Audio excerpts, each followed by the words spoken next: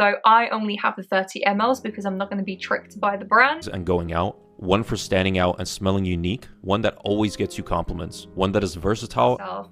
Give herself a moment after organizing all of those fragrances. I am addicted to watching people's collections, and that's really rich coming from somebody like me because I still haven't done my own fragrance collection video yet, only because, you know, I still don't quite have the right storage solution for it, but I do really enjoy watching other people's collections. I know you guys do as well, and it's really great for us because, you know, when you are collecting various different fragrances, you're always intrigued to see who has what and why they have it in their collection. So in today's video, I'll be reacting to a few fragrance collections. It's nothing too serious.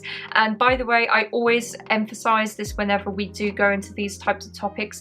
Please, please do not compare yourself to somebody who has maybe a larger collection. The reality is, everyone has different financial situations. You don't know if they've been gifted the bottles, neither do you know whether they actually love the fragrances. I would hope that most of them do, you know, with buying those fragrances or receiving those fragrances. We'll just jump straight into it, and yeah, we'll watch a few videos together. I found it really interesting when I was doing a bit of research and I was watching these videos because most of the videos on TikTok were mainly male fragrance collections, and I found that really interesting because each platform has a different audience. Like when I'm on Instagram, most of my audience are female and most of the people that I watch are female, so ultimately all of the collections that I watch are more geared towards perfumes. And thankfully I know female fragrances a lot more than I do men's, of course, like that just goes without saying, but I do have a fairly good idea of a lot of the different men's fragrances out there. I've tried a lot of them and a few of my friends are into the fragrance world as well. So anyway, the first one that I wanted to watch with you guys was this guy recommending the only 10 fragrances that you need in your collection. So we'll watch it together and yeah, we'll just kind of dissect it a bit. You only need 10 fragrances, one for date nights, one for the summer, one for the winter, one for school or work, one for special occasions, one for parties and going out, one for standing out and smelling unique, one that always gets you compliments, one that is versatile and always I quite liked his mix of different fragrances that he had, and I'll just kind of go through it quickly because there was one that I was really intrigued by. So Baldur Freak, as you guys know, I love this fragrance, but he did say for going out and parties, if I remember correctly, and to me this is more of a fresh out the shower type of scent as opposed to going out and partying, only because it doesn't really project very much and it's not a long lasting fragrance. So I found that to be quite interesting. I really liked his suggestion of Philosophos from Diptyque. That one is a really lovely everyday fragrance, and like what he said, going to the office, just like fresh, easygoing, that's a really brilliant one, so well done for rating that one. Coffee Break is a really beautiful one. I quite like the fact that he has a really different broad range of different olfactive groups. Like for example, you have Philosophos, which is a little bit more of that papery, soft, almost musky type of fragrance. Baldur Freak, which is that bright, citrusy type of note profile. And then Coffee Break, which is ultimately a little bit more gourmand. I also noticed, was it Perseus here? Let's have a look. So Perseus from PDM, which is Parfums de Marly. Now, one of my colleagues at work actually bought this fragrance, I believe, for himself, and it does smell really great on him. I'm a little bit hit and miss when it comes to the PDM fragrances, especially for us women. I don't think there are that many which ultimately blow me away. I really love Safanad. There's also another one, Darcy. I quite like Italia, which is that iris kind of fragrance for the men. Perseus is one of the newer ones, right? And as I said, it kind of, you know, it does smell really good on my colleague. So yeah, I think it's quite a good suggestion. I quite like the fact that he included ombre leather in here. Ultimately, if you are wearing fragrances on a daily basis, you kind of want a fragrance that you can fall back on. And ombre leather is just that very simple, easygoing, you know you're going to smell good wearing it. It's not too expensive and it's a really great designer choice. So I thought that was a very good collection. The next gent we're going to watch is actually somebody who I recognized from a different community. If you guys are into your fitness, I certainly am. I've been weightlifting for about 8 or 9 years now. I absolutely love it. Whenever I go to the gym, I always do weight training. It might not look like it because I don't have like a crazy physique, but I do really love training with weights. And he was actually one of the like original people doing all of these different videos, like meal prep ideas.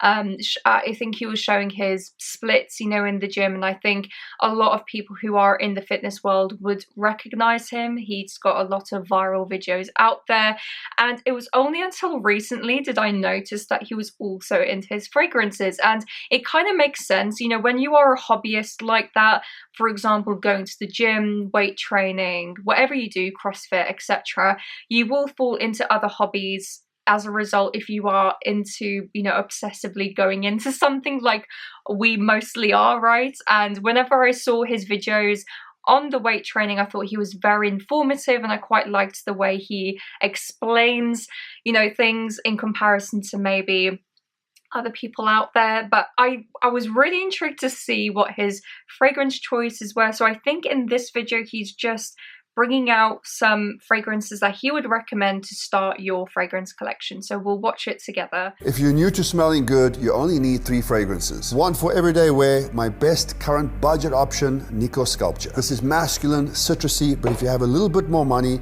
YSLY or Bleu de Chanel. These are super mass appealing compliment getters that are not offensive. Now for special occasions, this is date nights, fancy dinners, this is a Maya Aura, and this is an interpretation of that golden bottle that's shaped like a man. Pricier option, Kilian Angel Share. Both of these are so inviting. Lastly, something that's more fun, loud when you really want to get out there. Budget option, Hawas Tropical, and if you have more money, Herba Pura by Zacho. Both of these very loud and performance beasts. Now, of course, you can have more, but these 3 will cover most occasions. So the first fragrance that he recommended was Nico's Sculpture. I personally haven't tried this fragrance. I would imagine it's probably a little bit newer. It seems like a little bit of a more inexpensive, affordable version, so I can't comment on that because obviously I haven't tried it. I did find it interesting that for the easy, mass appealing everyday, he chose YSL Y as well as Bleu de Chanel. Both of them are beautiful fragrances. I will say, coming from a lady's perspective, I do prefer the Parfum version of the YSL Y and the Eau de Toilette version in comparison to the Eau de Parfum. And the reason why I say that is the Eau de Toilette has a really beautiful citrusy top, and that carries throughout the fragrance, and it doesn't last massively with it being an Eau de Toilette, but I actually purchased it for my partner quite some time back, and it really suited him just as an everyday easy wearing fragrance. I find that the normal Y Eau de Parfum is a little bit, not boring, maybe that's the wrong way of interpreting it, but it is mass appealing like what he said, but you can level up either by going for the Parfum, which is a lot richer, denser, and I would argue more attractive smelling, or if you want something fresh out the shower, the Eau de Toilette is also a really great choice. Bleu de Chanel, you can't go wrong with that fragrance, so I would agree with him. Which other ones did he recommend? The Zemaya Modèche Aura, obviously that's a dupe of the Jean Paul Gaultier fragrance. You know, I find it really weird, the Jean Paul Gaultier fragrances. I find them to be quite overwhelming. They tend to have a very sweet fougere type of background, which ultimately, depending on the right person, can suit you, cannot suit you. So I haven't tried that dupe, so I wouldn't be able to tell you how close it is to that Jean Paul Gaultier fragrance. And which other ones did he say? Angel Share. That's a really nice fragrance. I would almost say, and a lot of people would agree with me because everyone's had the same experience, this fragrance is so different on so many different people. For me, it's never worked. For other people, whenever I smell it on them, it smells really great. It's warm and inviting like what he mentioned, but definitely more geared towards the autumn or winter. This is not a fragrance that you can wear in the spring or summer months, with it being, you know, a little bit more gourmand heavy, a warm apple pie. That's a great description of it. And then we have Hawas Tropical, which is apparently a dupe for Herba Pura. Herba Pura is a little bit of a difficult one for me. Honestly, I love Xerjoff. And originally you had the Suspiro line and the Xerjoff line separate. They still are separate to a sense. I've always found that with the Suspiro line, they were heavy, very screechy white musk fragrances. They were ultimately very synthetic leaning, and that's one thing that I never really enjoyed with that side of Xerjoff. They were very screechy to me, and you know, they would definitely project like what he was mentioning, but honestly can be a little bit off-putting sometimes. There is the stereotype with Herba Pura that a little goes a long way, and it really does. It's a stereotype that exists for a reason. It's one of those fragrances that you should definitely not overspray. If you keep it within reason, maybe 2 to 5 sprays, you smell great. Anything other than that is a massive no. You also have a Accento Overdose. You have all of these different, you know, flankers and different lines from this originally the Suspiro line, and they are very screechy and synthetic. So that's the only thing that I would mention about that. I would almost say there are less expensive, more natural smelling versions of those fragrances, but overall I would say it's great that he's included affordable and more pricey fragrances within these choices, and he's given quite a good range here, so that was a good video from him. Now moving on to my fellow female audience, we're going to watch a lady who has been in the fragrance game for quite some time. Her name is Hayley, and a lot of you will know her. She has an insane collection, fragrance collection. Now, I quite like the choices that Hayley has. Just keep in mind, guys, she's been in the community for quite some years, so please do not compare yourself to somebody like her, with her having the sheer quantity of bottles within her collection. But anyway, we'll watch her video and then we'll go into it. So I have over 1,000 perfumes in my collection. This isn't even all of them, so let's put them back on the shelf.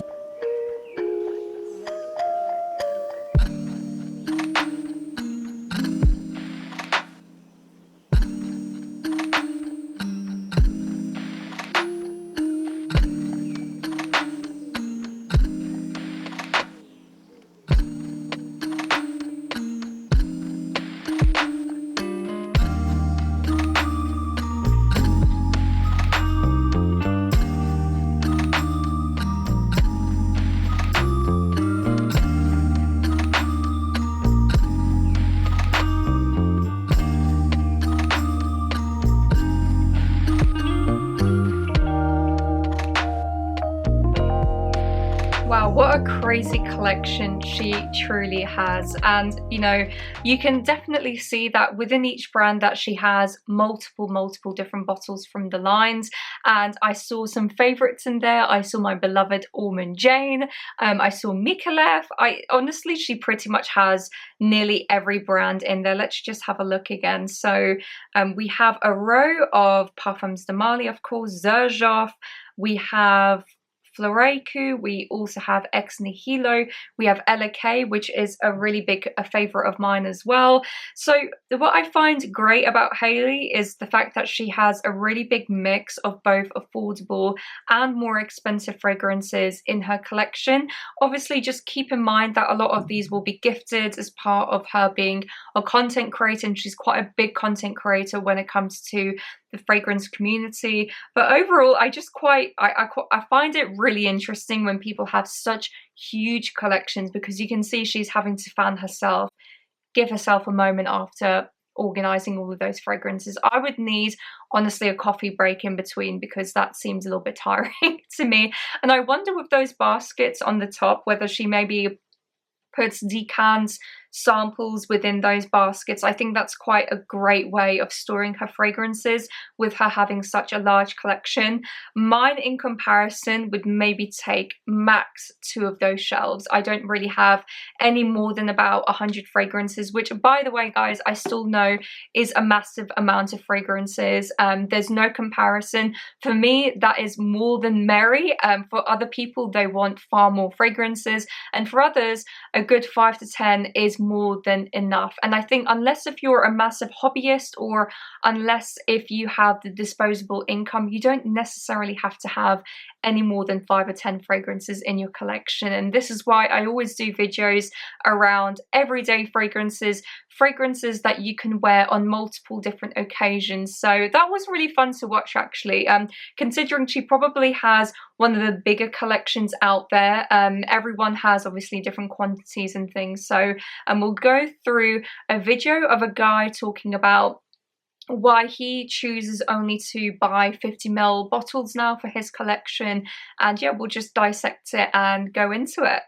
If you're like me and you enjoy collecting perfumes, I strongly believe you should start collecting 50ml bottles instead of 100 or even 200ml. Now, for the longest time, I believed that the bigger bottle was always more value for money, because in many cases, especially for niche perfume brands, the 50ml would be like $300 and then the 100ml would be $420. And so I'd automatically think, yeah, the 100ml is so much more worth because 1ml is $4 compared to if I bought the 50ml, it'd be 1ml for $6. But after a while, I realized that hoarding so many 100ml bottles is actually quite pointless because I'm never going to be able to finish using. Just to interject, I completely agree with him.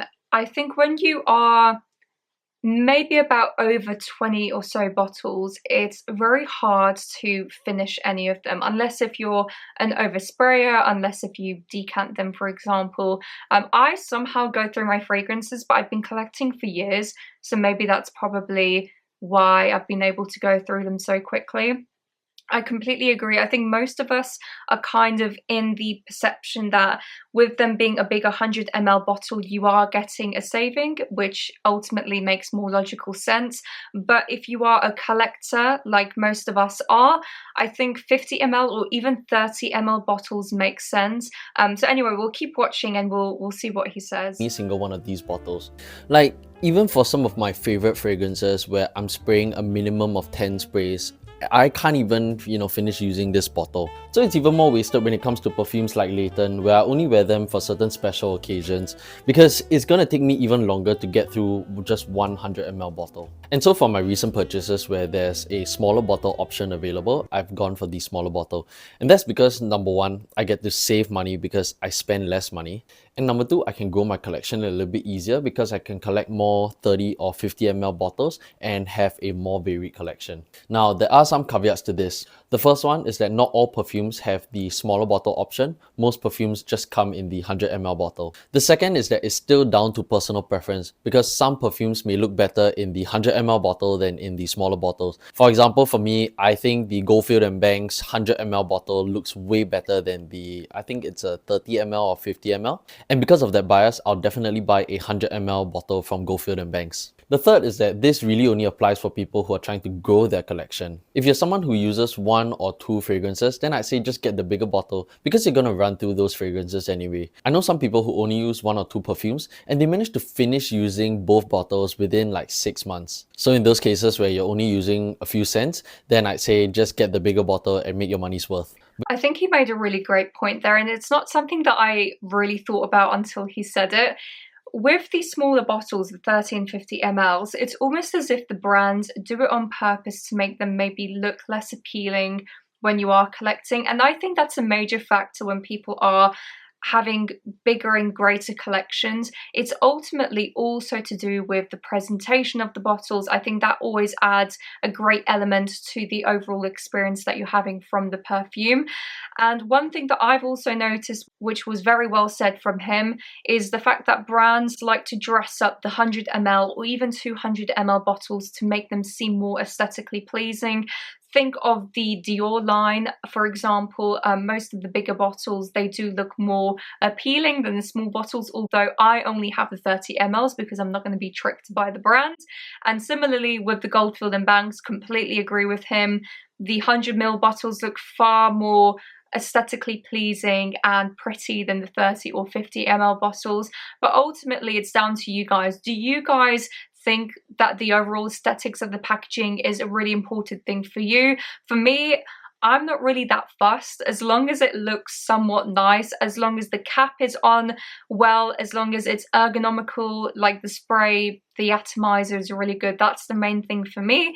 I don't really buy the fragrances based on the packaging. Obviously, It's a really big plus if they are really beautiful at the same time. Like when I bought the Graf fragrance recently, the La Seda Larona number X, that one was a beautiful bottle, and the only reason being is because they are mega expensive and they are from the jewelry house of Graf, which, you know, they're known for their beautiful diamonds and whatnot. So I was expecting for the packaging to be top tier, but ultimately, as he said correctly, if you do have a bigger collection, do you really need 100 or 200 ml bottles, knowing that you're not going to go through them? Unless if you're like me, sometimes I will decant things and give it to my friends and people around me if they're not sure about a fragrance. So anyway, that was a great video from him. And just to finish off, I wanted to go through one last video of a guy going through again his fragrance collection, and I thought some of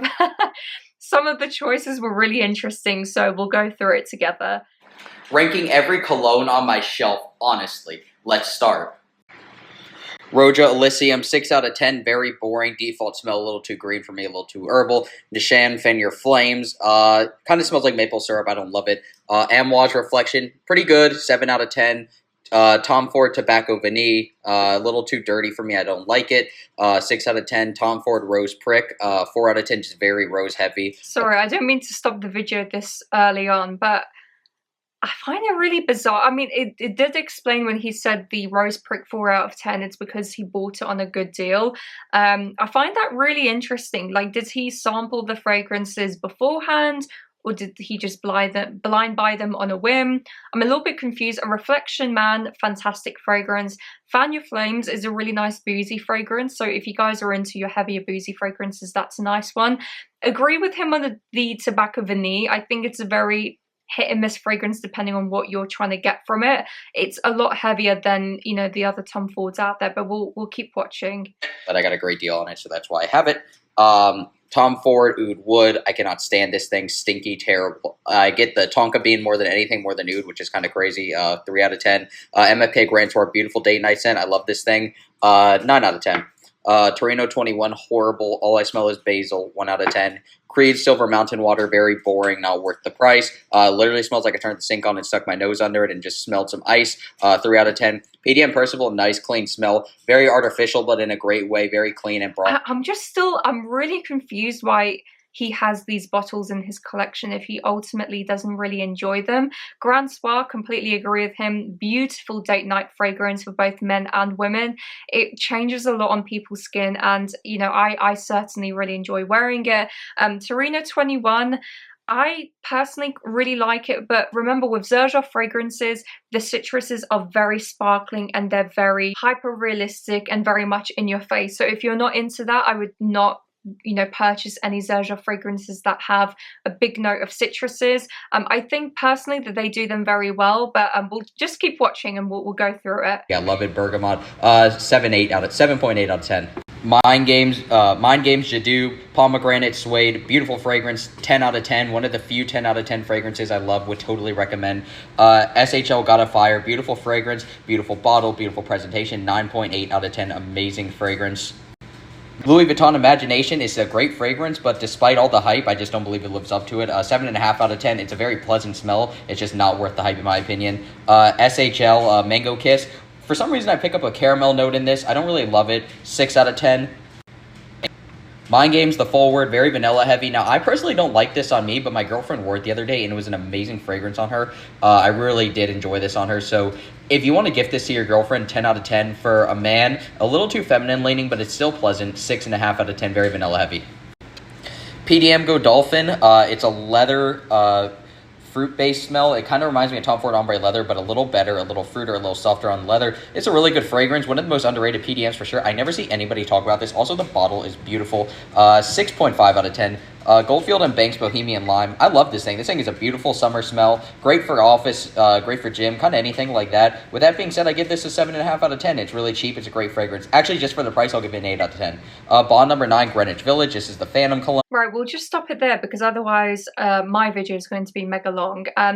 I found it really interesting, his mix of different brands. So obviously he has a massive collection of Tom Ford, of Parfums de Marly. He really likes Goldfield and Banks. Louis Vuitton, and Mind Games. Mind Games is the only brand out of that collection which personally I haven't tried.